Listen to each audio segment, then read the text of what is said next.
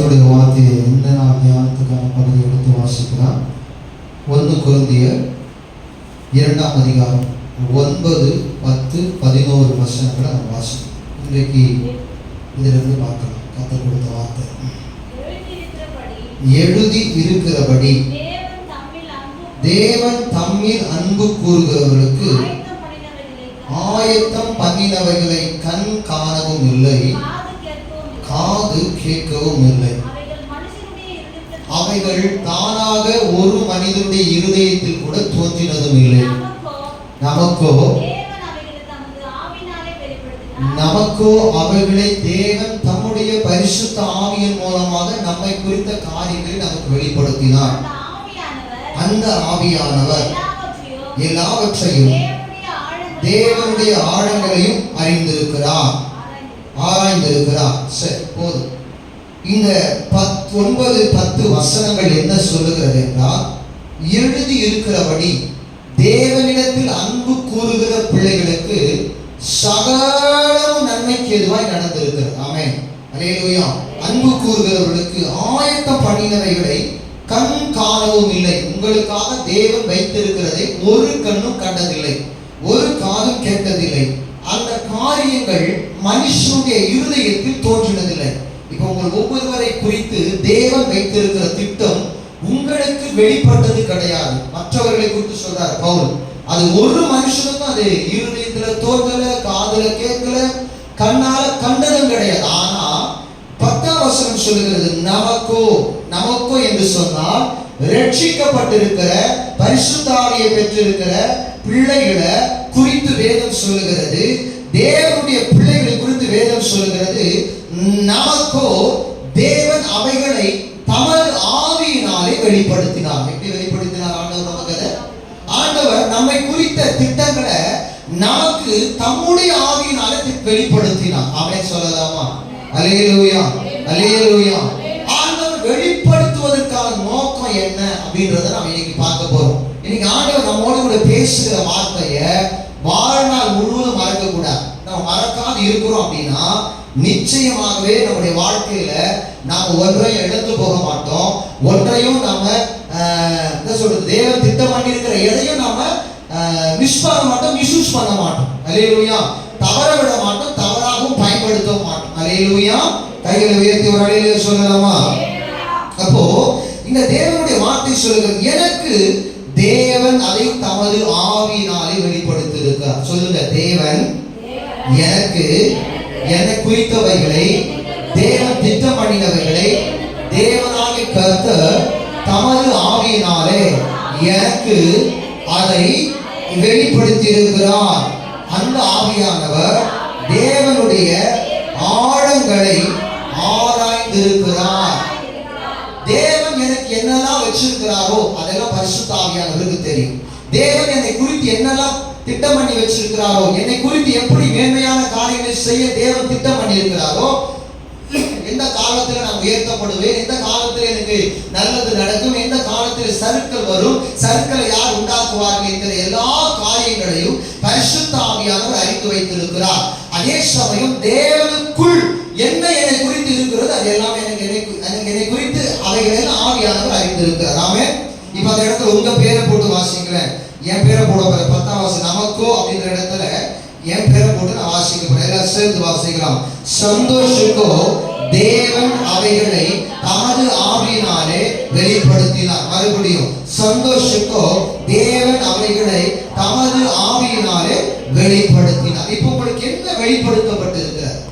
கிறிஸ்தவ வாழ்க்கை என்பது போராட்டமான வாழ்க்கை. கிறிஸ்தவ வாழ்க்கை என்பது என்னது? போராட்டங்கள் நிறைந்த வாழ்க்கை. என்ன போராட்டம்? நீ பக்தியா வாழ விட மாட்டான், பரிசுத்தமா வாழ விட மாட்டான், விசுவாசத்தோடு வாழ விட மாட்டான், உன் ஜெப வாழ்க்கை ஜெபிக்க விட மாட்டான், சபைக்கு வர விட மாட்டான். அல்லேலூயா. பரலோகம் போறணும், கனவை தகர்க்கணும், தேவ திட்டத்தை உடைக்கணும்ன்ற பிசாசுக்கு ஒரு எண்ணம் இருந்து அவன் தினமும் நம்மோடு போராடுகிறான். அந்த போராட்டம் தான் நமக்கு போராட்டம். என்ன? நான் பரிசுத்தமா வாழ்வேன், நான் நீதியா நடப்பேன், நான் உண்மையா இருப்பேன், கர்த்தருக்கு பிரியமா இருப்பேன், பரிசுத்தத்தோடு இருப்பேன், நல்லா ஜெபிப்பேன், சபைக்கு போவேன், வார்த்தையை கேட்பேன். பிசாசு சொல்லுவான், பாஸ்டர் பாரு உன்னை எவ்வளவு கடிந்து கொள்றாரு. எல்லாரும் முன்னாடி பிசாசு சொல்லுவான். நீங்க சொல்லணும், ஆண்டவர் பாஸ்டர் என்னை எவ்வளவுதான் கடிந்து கொண்டாலும் நான் ஆண்டவருக்காக ஒரு வார்த்தை வார்த்தைக்கு கீழ்ப்படிவை. இது போராட்டம் தானே. பிசாசு சொல்லும், நீ மானம் இல்லையா, உனக்கு சூடு சொரணை இல்லையா, உனக்கு அறிவு இல்லையா, எல்லாரும் முன்னாடி உன்னை தான் திட்டுறாரு, உன் பக்கத்துல உட்கார்ந்துக்கிறவங்களுக்கே தெரியும் உன்னை பத்தி தான் பேசுறாரு அப்படின்னு சொல்லுவான். ஆனா நாம என்ன பேசுவோம், பிசாசு சொல்றத காசு விசுவாசிகள் இருக்கிறாங்க பலவீனமானவர் கேட்டு, ஓ இந்த பாஸ்டருக்கு இதே வேலை தான், என்னை குறித்து தான் பிரசங்கம் பண்றாரு, இவருக்கு வேற வேலை கிடையாதா, வேற யாரை குறித்து பேச மாட்டாரா, என்னை குறித்து நான் பேசணுமா, இனிமேல் நான் சபைக்கு வர மாட்டேன், இனிமேல் ஜெபிக்க மாட்டேன், இனி ஆலயத்தோடு தொடர்பு வைக்க மாட்டேன்னு சொல்லி சில பேர் தவறான எண்ணங்களை எடுக்க வைக்க பிசாசு கொடுக்கிற அந்த யோசனைகளை ஏற்றுக்கொண்டு தவறான எண்ணங்களை எடுத்துக்கொண்டு ஏற்படுத்திக் கொண்டு விலகி போகிறார்கள். சில பேர் அதை எதிர்த்து போராடுகிறார்கள். இதுதான் நல்ல போராட்டம். தீமோத்தேயுக்கு சொல்லும்போது சொல்றாரு பவுல், நல்ல போராட்டத்தை நான் போராடினேன். என்ன போராட்டம்? விசுவாசமா வாழ்ந்து போராடிட்டேன், விசுவாசத்தோடு வாழ்ந்துட்டேன், பக்தியா வாழ்ந்துட்டேன், நீதியா வாழ்ந்துட்டேன், பாவம் இல்லாத வாழ்க்கை நான் வாழ்ந்துட்டேன். எனக்கு அதை செய்யக்கூடிய தருணங்கள் வந்துச்சு, பாவங்கள் செய்யக்கூடிய வாய்ப்புகள் வந்துச்சு, பாவங்கள் செய்வதற்காக தேவனை விட்டு விலகுவதற்கான தருணங்கள் வந்துச்சு. ஆனா நான் விலகல. ஆனா நான் என்ன பண்ணல, போராடி அதை செஞ்சேன், போராடி பரிசுத்தமா இருந்தேன், போராடி உண்மையா இருந்தேன், போராடி விசுவாசத்தோடு நடந்து கொண்டேன், போராடி தேவனுக்கு கீழ்ப்படினேன், போராடி நான் தேவனுடைய காரியங்களில எந்த அளவுக்கு உண்மையா இருக்க முடியுமோ அந்த அளவுக்கு நான் போராடி உண்மையா இருந்திருக்கிறேன். ஏன்னா என் பெயர் பரலோகத்தில் எழுத ஜீவ புஸ்தகத்தில் எழுதப்பட்டிருக்கிறது. கைகளை தட்டி ஆண்டவர். தேவன் பெரிய நோக்கத்துக்காக அழைத்திருக்கிறார், தேவன் எனக்கு பெரிய திட்டங்களை வைத்திருக்கிறார். நானோ எனக்கு ஆவினால வெளிப்படுத்தவைகள் மேல கவனம் செலுத்துவது கிடையாது. இன்றைக்கு அநேகருடைய வாழ்க்கை பரிசுத்த ஆவியானவர் நமக்கு வெளிப்படுத்தினவைகளை அதன் மீது நாம் கவனம் செலுத்துவது கிடையாது, அதற்காக ஜெபிப்பது கிடையாது, அதன் மீது நம்முடைய எண்ணங்களை நடக்க விடுவது கிடையாது, நம்முடைய கண்களை அதன் மீது வைப்பது கிடையாது, நம்முடைய சிந்தைக்குள் அதை கொண்டு வருவது கிடையாது. என்ன ஆண்டவர் நம்ம கிட்ட பேசிட்டார், என்ன இதெல்லாம் ஒரு வாக்கா நீங்க ஆண்டவர் நம்மோட எப்படி பேசுவாங்க, ஒரு நாலு வகையா வழி இருக்கு. ஒன்று கர்த்தர் வேதத்தின் வழியாக பேசுவார். எப்படி பேசுவார் ஆண்டவர் நமக்கு? இன்னைக்கு பிரசங்கத்தின் வழியா உங்களோடு கூட பேசி கொண்டிருக்கார். உங்களோடு கூட கர்த்தர் முகமுகமாய் தம்முடைய பிரசன்னத்தோடு பரிசுத்த ஆவியான உதவியோடு அடியனை மறைத்து பேசி கொண்டிருக்கார். இரண்டாவது தீர்க்க தரிசனங்களோடு கர்த்தர் நம்மோடு பேசுவார். எப்படி பேசுவாரு? தீர்க்க தரிசனங்களோடு பேசுவார். ரொம்ப பலவீனமான ஆத்மாக்களுக்கு புரிய வைக்கும்படி அல்லது அவங்களை பலப்படுத்தும்படி அவசியமானவருக்கு அந்த வார்த்தையை சொல்லி வைக்கணும், அவங்க இடறிவிடக்கூடாது, தவறி போய்விடக்கூடாது என்பதற்காக தேவன் சொல்லி வைக்கிறார். அப்படியே பல பேர் தவறிதான் போறாங்க. அல்லேலூயா, அல்லேலூயா, அல்லேலூயா. இரண்டாவது கர்த்தர் தீர்க்க தரிசனங்களோடு பேசுகிறார். மூன்றாவது தரிசனங்களோடு பேசுகிறார். எப்படி பேசுறாரு? நம்ம கண்ணை திறந்திருக்கும் போது சில வானம் திறக்கப்பட்டு எப்படி பேதுரு ஒரு பெரிய கூட்ட வானத்திலிருந்து இறங்கி வந்து அவர் முன்பதாக நிற்கிறதாக கண்டாரோ அது போல ஒரு தரிசனங்களோடு கர்த்தர் நம்மோடு பேசுவார். எப்படி பேசுவார்? தரிசனம். நான்காவது கனவுகளோடு பேசுவார். எப்படி பேசுவார் ஆண்டவர்? ட்ரீம்ஸ். எப்படி பேசுவார் ஆண்டவர்? இங்க பாருங்க, என்னது ஆண்டவர்? முதலாவது வேத வார்த்தைகள் மூலம் பேசுகிறார், பைபிள் வேர்ட். செகண்ட் ப்ராப்பர்ட்டிகளா பேசுகிறார். எப்படி பேசுகிறார் ஆண்டவர்? எல்லாரும் எழுதி வச்சுக்கோங்க. ப்ராப்பர்ட்டிகளா பேசுகிறார், தீர்க்க தரிசனமா பேசுகிறார். தேர்ட் விஷன்ஸ், தரிசன காட்சிகள் மூலம் கர்த்தர் நம்மோடு பேசுகிறார். Fourth dreams. எப்படி பேசுகிறார் ஆண்டவர்? ஹலோ, எப்படி பேசுறாரு? கனவுகளோடு பேசுகிறார். எல்லா கனவு ஆண்டவர் கொடுக்கிறான்னு கேட்டா இல்ல. பிரசங்கி 5:3 சொல்லுகிறது, தொல்லைகள் திரட்சியினால சொப்பனங்கள் பிறக்கும். எப்படி? தொல்லைகளின் திரட்சியினால சொப்பனங்கள் பிறக்கும். எல்லா கனவுகளும் தேவனிடத்திலிருந்து வருகிறது கிடையவே. நம்முடைய மனது அலைமோதுகிறதுனால சில கனவுகள் வரும். நம்ம கேட்கிற சம்பவங்கள் அன்னைக்கு நடந்த மாதிரி நம்ம கனவுகள் வரும். தேவன் கொடுக்கிறது எது, பிசாசு கொடுக்கிறது எது, நம்முடைய மன நிலைமையில தோன்றி நம்முடைய மன தொல்லைகளின் திரட்சியினால உண்டாகிறது எது என்கிறதை நாம் கண்டுபிடிக்க கற்றுக்கொள்ள வேண்டும். நானே சொல்ல மாட்டீங்களா? அல்லேலூயா. பிரசங்கி 5:3 இப்படி சொல்லப்பட்டு இருக்கிறது. அவர் என்ன சொல்றாரா? தொல்லைகளின் திரட்சிகளினாலே சொப்பனங்கள் பிறக்கும். எல்லா சொப்பனங்களும் தேவன் கொடுக்கிறது இல்லை. இப்போ இந்த வேதத்தின் வழியாக கர்த்தர் ஏன் பேச வேண்டும் அப்படின்னு சொல்லி நம்ம பார்க்கலாம். வேதம் அப்படின்னா என்ன? நம்ம வசனத்தை எடுத்து வாசிங்க. வேதம் என்ன அப்படின்னா வெளிப்படுத்தல் 22:18-19 வாசிக்கலாம். கொஞ்சம் வேகமா வாசிக்கிறோம். வேதத்துக்கு பாருங்க, இந்த புஸ்தகத்தில் உள்ள தீர்க்க தரிசன வசனங்கள். இந்த வசனங்கள் என்ன வசனம்? இந்த வசனங்கள் என்னது? தீர்க்க தரிசன வசனங்கள். அடுத்தது ரொம்ப எச்சரிக்கிறார் ஆண்டவர். சாட்சியாக எச்சரிக்கிறது என்னவெனில், ஒருவன் இவைகளோடு எவைகளும் கூட்டவும் கூடாது. இந்த புத்தகத்தில் எழுதியிருக்கிற வாதைகளை தேவன் இதுல இருக்கிறத ஒண்ணு நம்ம கூட்டி பேசிட்டா, கூட்டிக்கொண்டா, நாமளா ஒரு கற்பனை பண்ணிக்கொண்டு நாமளா ஒரு சேர்த்து கொண்டா, இது எழுதியிருக்கிற வாதைகளை தேவன் நம் மீது கூட்டுவார். யார் வசனத்தோடு ஒன்று கூட்டுகிறார்களோ அவர் மேல் கூட்டுவார். அப்ப இந்த புஸ்தகம் என்னது? தீர்க்க தரிசன வசனங்களை கொண்ட புஸ்தகம். அடுத்து 19வது வசனம் பாருங்க. இதில் உள்ளவைகளும் தீர்க்க தரிசன வசனங்கள். இந்த புத்தகமும் தீர்க்க தரிசன புஸ்தகம். கைகளை தட்டி ஆண்டவர், இது தீர்க்க தரிசன வசனங்களை கொண்ட தீர்க்க தரிசன புஸ்தகம். இதுல இருந்து கர்த்தர் பேசுவார். நல்லா கவனிங்களேன். இதுல இருந்து என்ன பேசுவார்? நான் உதாரணத்துக்கு சொல்றேன். என் வாழ்க்கையில் நடந்த சம்பவத்தை நான் சொல்றேன். ஒரு சில ஆண்டுகளுக்கு முன்பதாக நான் ஊழியத்துக்கு வந்த புதுசுல ஆண்டவர் சமூகத்துல ஊக்கமா ஜெபம் பண்ணேன். என்ன காரியம் தெரியுமா? ஆண்டவரே, நான் ஒருவனா இருக்கிறேன், நான் ஒரே பையன், ஊழியத்துக்கு வந்துட்டேன். எங்க அப்பா எங்க அம்மாவுக்கு நான் சாப்பாடு கொடுக்கணும், எங்க அப்பா எங்க அம்மாவுக்கு நான் சோறு போடணும், எங்க அப்பா எங்க அம்மாவை காப்பாற்ற வேலை இருக்குது, குடும்பத்தை காப்பாற்றணும், சகோதரியோட திருமணத்துக்காக இப்படி செய்யணும், அப்படி செய்யணும், இப்படி எண்ணற்ற பொறுப்புகள் எனக்கு இருக்கிறது. ஆனா நான் ஊழியத்துக்கு வந்துட்டேன், நான் ஊழியத்தை விட்டு போக போறேன், ஊழியத்தை விட்டு ஊழியத்தை செய்வதை விட இப்ப அந்த குடும்ப காரியங்களை செய்ய வேண்டும் அப்படிங்கிற ஒரு பாரம் எனக்குள்ள அழித்து கொண்டே இருந்தபடினால, அப்ப நான் ஜெபித்துக் கொண்டிருக்கும்போது கர்த்தர் குறிப்பிட்ட ஒரு வார்த்தையை கொடுத்து என்கிட்ட பேசுறார். ஏசாயா 51ஆம் அதிகாரத்துல 2வது வசனம். நான் என்ன சொல்லி ஜெபம் பண்ணேன்? நான் ஒருவனா இருக்கிறேன், நான் ஒருவனா இருக்கிறேன், நான் ஒரு பையன் தான், நான் ஒரு பையன் ஆண்டவரே அப்படி சொல்லி ஜெபம் பண்ணும்போது கர்த்தர் என்னோடு கூட பேசின தீர்க்க தரிசன வசனம் என்னன்னா, உங்கள் தகப்பனாகிய ஆபிரகாமையும் உங்களை பெற்ற சாராளையும் நோக்கி பாருங்கள், அவன் ஒருவனா இருக்கையில். எனக்கு ஆச்சரியமா இருந்துச்சு. இந்த வரியை பார்த்த உடனே எப்படி இருந்துச்சு? எனக்கு ஆச்சரியமா இருந்துச்சு. நான் என்ன ஜெபம் பண்ணிட்டு இருக்கிறேன்? நான் ஒருத்தன் ஆண்டவரே, நான் ஒரே பையன், நான் ஊழியத்தை வந்ததை விட என் குடும்பத்தை கவனிக்கிற பொறுப்பு எனக்கு அதிகமா இருக்குன்னு சொல்லி நான் ஒருவனா இருக்கிறேன், நான் ஒருத்தனா இருக்கிறேன், நான் ஒருத்தனா இருக்கேன் சொல்லும் பொழுது இந்த வசனத்தை கர்த்தரோடு பேசினார். ஏன்னா இது தீர்க்க தரிசன வசனம், இது தீர்க்க தரிசன புத்தகத்தில் உள்ள தீர்க்க தரிசன வசனங்கள் இல்லையா, என்னோடு கூட பேசுகிறது. ஆண்டவர் சொல்றாரு, அவன் ஒருவனா இருக்கையில் நான் அவனை அழைத்து ஆசீர்வதித்து அவனை பெருக பண்ணினேன் அப்படின்னா. அப்ப என் கேள்விக்கு பதில் கிடைச்சதா இல்லையா? கர்த்தர் என்னோடு பேசினாரா இல்லையா? தேவ பிள்ளையே, உங்களோடு கூட கர்த்தர் நீங்கள் வேதத்தை வாசிக்கும் பொழுது பேசுவார். ஏன்னா இது தீர்க்க தரிசன புஸ்தகம், இது தீர்க்க தரிசன வசனங்கள் கொண்ட புத்தகம். இது தீர்க்க தரிசன புஸ்தகத்துல இந்த காலத்துல இப்ப இன்னும் ஒரு 10 தலைமுறைகள் தாண்டி யாராவது ஒருவர் ஜெபிக்கிறார்கள், என்ன பிரச்சனைன்னு சொன்னா அவர்களோடு இந்த வேத வாக்கியம் பேசும்.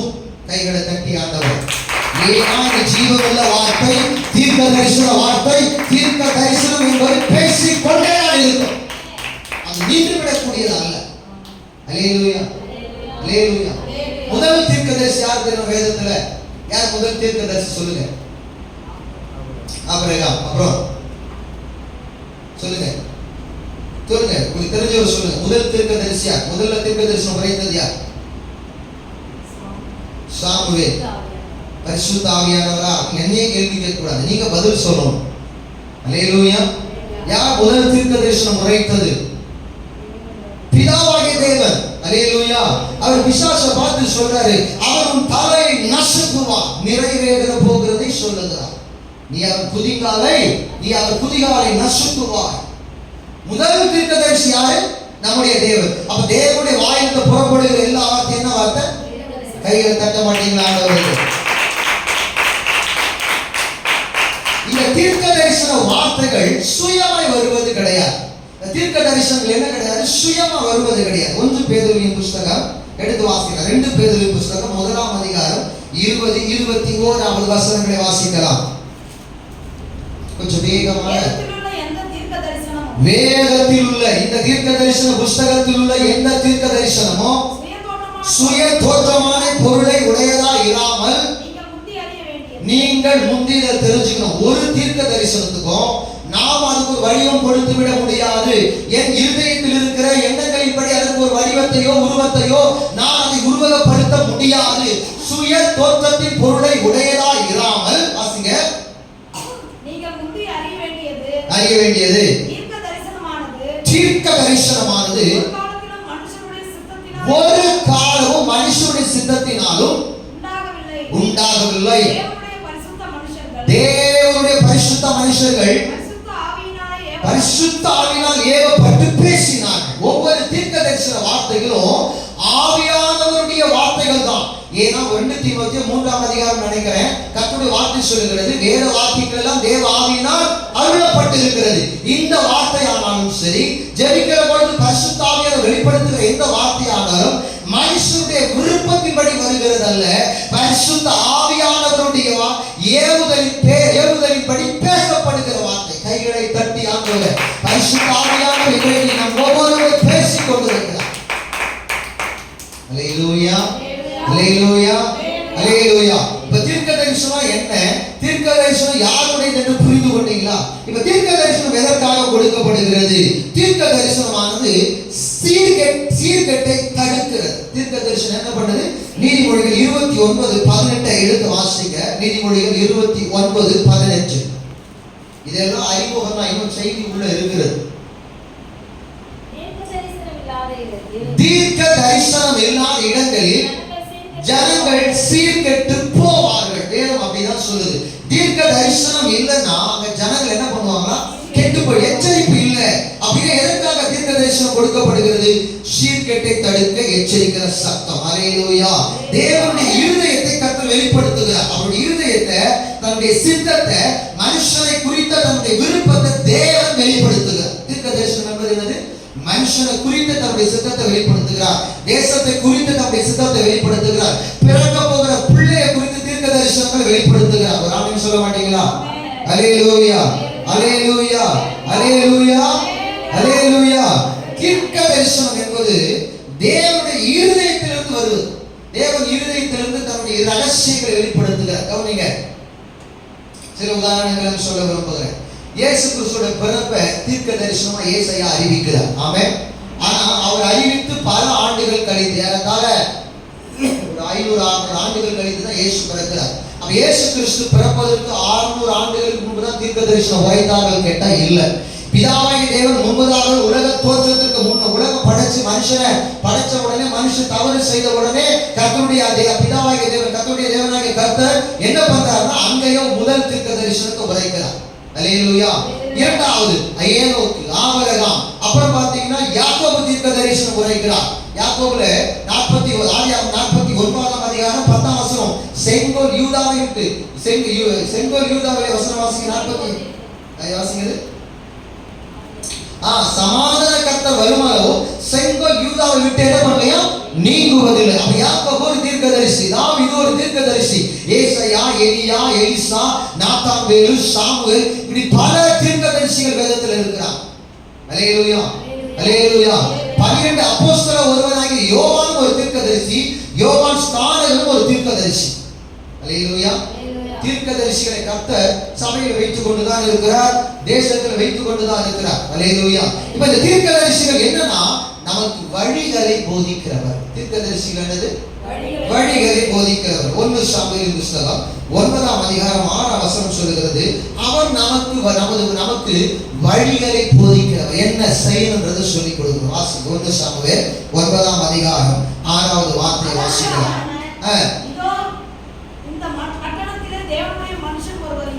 தேவனுடைய மனுஷன், அதாவது தீர்க்கதரிசி சாமுவேல் இருக்கிறார்.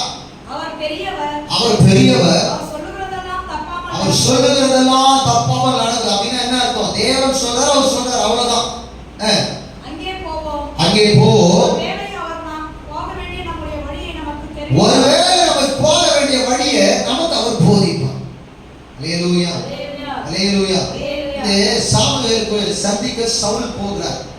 கழுதையை காணவேன்னு சொல்லி அந்த கழுதையை தேடிட்டு வர இந்த சவுல் போகிற பொழுது 3 நாளாச்சு தேடி. கடைசியில இப்போ அங்க சவுளுடைய வேலைக்காரன் சொல்றாரு, இங்க ஒரு பெரிய மனுஷன் ஒருத்தர் இருக்கிறார், கர்த்தருடைய மனுஷன், அவர்கிட்ட போனா அவர் நமக்கு வழியை போதிப்பார், நமக்கு என்ன பண்ணணும்னு சொல்லி கொடுப்பாருப்பா, நம்ம போலாம் அப்படிங்கிறாங்க. உடனே அவர் சவுல் சொல்றாரு, நம்ம அவர்கிட்ட போனா கொண்டு போய் கொடுக்குறது நம்ம கிட்ட காணிக்க ஒண்ணுமே இல்லையே அப்படின்னு. அவன் சொல்றான், என்கிட்ட கொஞ்சம் வெளியும் சில தின்பண்டங்கள் இருந்துச்சு, தீர்ந்து போச்சு, இது சம்திங் ஏதோ இருக்குதுன்னு சொல்றாங்க. கீழ் வசனத்தை அடுத்த வசனம் வாசிங்க, என்னன்னு தெரியும் பாருங்க. 7ஆம் வசனம். சவுல் தன் வேலைக்காரனை பார்த்து, நாம் போனாலும் அந்த மனுஷனுக்கு என்னத்தை கொண்டு போவோம்? பாருங்களேன், ஊழியக்காரனை சந்திக்கும் போது வெறுமையோடு சந்திக்க கூடாதுங்கிற உணர்வு அந்த சவுலுக்கு இருந்திருக்கிறது. அப்புறம் வாசிங்க. நம்முடைய பைகளில் இருந்து தின்பண்டங்கள் செலவழித்து போய், நம்ம கையில இருக்கிறது எல்லாமே செலவழித்து போச்சு. தேவனுடைய மனுஷனாகிய அவருக்கு அப்ப பாருங்க அடுத்த வாசிங்க. அந்த வேலைக்காரன் பின்னும் சவுலையும் பார்த்து, இதோ என் கையில் இன்னும் 4 சேக்கல் வெள்ளி இருக்கிறது. தேவனுடைய மனுஷன் நமக்கு நம்முடைய வழியை அறிவிக்கும்படிக்கு அதை அவருக்கு கொடுப்பேன் என்றார். தேவனுடைய வார்த்தை வெறுமையா பெற்றுக்கொள்ளல, ஒரு காணிக்கை கொடுத்து பெற்றுக்கொள்றாங்க. ஊழியக்காரனை சந்திக்கும் போது, ஊழியக்காரங்களை சந்திக்கும் போது நீங்க வெறும் போய் அனுப்புகிறது நல்லது இல்லை. ஆமென். நீங்க தேவனை வெறுமையா அனுப்புறதுக்கு சமம். ஆமென். அல்லேலூயா. தேவன் ஒன்றும் எதையும் எதிர்பார்த்து நம்ம வீட்டுக்கு வரல. உன்னை ஆசீர்வதிக்கிறதுக்கு ஏதாவது ஒரு வழி இருக்குதான்னு எதிர்பார்த்து ஊழியக்காரன் அனுப்புறார். தேவனுடைய நோக்கம் என்னவோ, ஒரு நாள் சந்திக்கிறோம் அப்படின்னா அந்த சந்திப்பை ஆண்டவரை கனப்படுத்தும் எல்லா காரியங்களும். இப்ப இந்த விஷயத்துக்கு வரும். நமக்கு வழிகளை போதிக்கிறவர் ஊழியக்காரர், நமக்கு வழிகளை போதிக்கிறவர். அல்லேலூயா.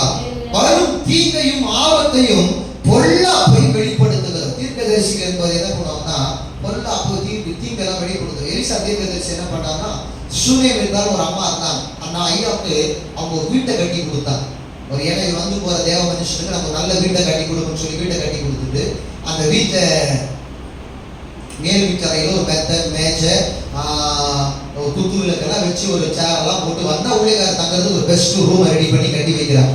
இப்ப நடந்தது என்ன தெரியுமா? அந்த அம்மா அந்த நாட்கள்லாம் அவங்க பையன் இறந்து போறான். எலிசா உயிர்ப்பிக்கிறார், தீர்க்கதரிசி உயிர்ப்பிக்கிறார். அவர் ஊழியக்காரனை ஏற்றுக்கொள்வதற்கு அதற்கு செய்கிற பலனை அடையாமல் போவதிலிருந்து மார்க்கு மத்திய வசனங்களை தேவன் எழுதி வைத்திருக்கிறார். பழைய ஏற்பாட்டில் சொன்னதெல்லாம் புதிய ஏற்பாட்டில் எழுதி வைத்திருக்கிறார். நாம தான் மறந்து போகிறோம். இப்போ இந்த அம்மா என்ன பண்றாங்க அப்படின்னா, இருக்கிறாங்க அந்த இஸ்ரவேல் தேசத்துல இருக்கும்போது எலிசா சொல்றாரு, தேசத்துல ஒரு கொடிய பஞ்சம் வரும்போது நீ உன் பிள்ளையை சாகாதபடி போயிடுங்க.